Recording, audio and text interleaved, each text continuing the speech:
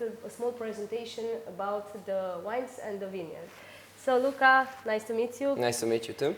Can you tell me some general information about the wines and of course also about the prizes that you won during the last years? Of course. And yeah, just some information. Yeah, so we are the Fakin Winery. We produce 150,000 bottles per year. We have 47 hectares, of which 40 are planted, 7 are in the making, let's say, in preparation.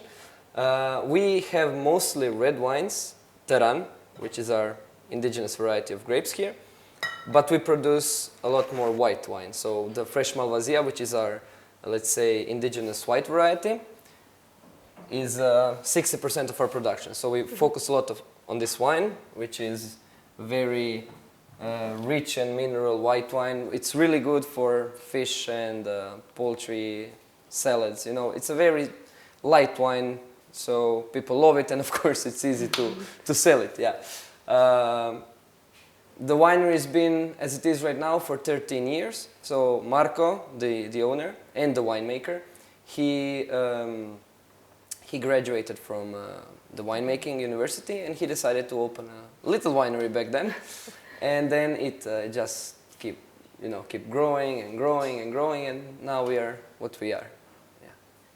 So I would say that the progress was really upwards. You know, there was no declining or anything. It was just straight growing, and yeah, I think Marco did a really good job with focusing on our local varieties and not trying to do some, let's say, imported varieties of grapes. That's very nice. Yeah.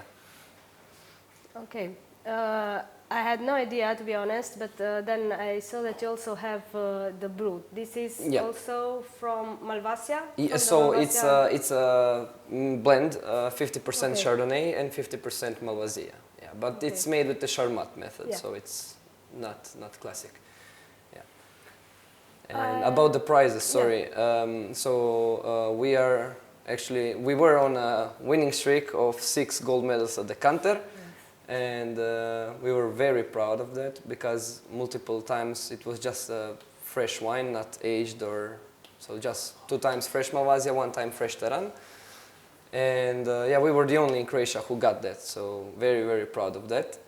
And this year we got there's a local fair, let's say, competition called Vinistra, and we were champions with the young Teran, and we got gold at the Concours Mondial de Bruxelles.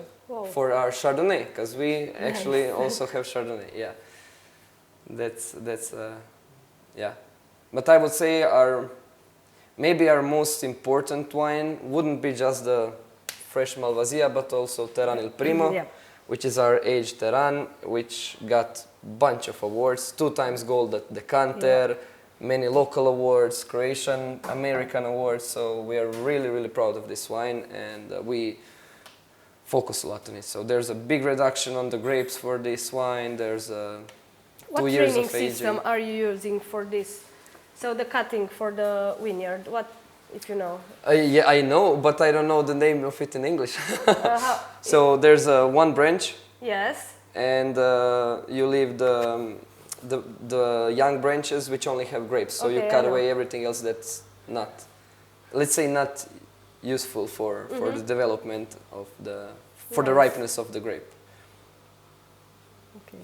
And I mean, for just as a general information, for people that want to visit the vineyard, they just can make like a reservation. Of course, yeah. They can write an email. They can call us. They can come here and then set the tasting for another day. We have multiple options. We have plain tasting with snack, then a winery tour, then there's also an off-road tour, so we have a lot of options, yeah.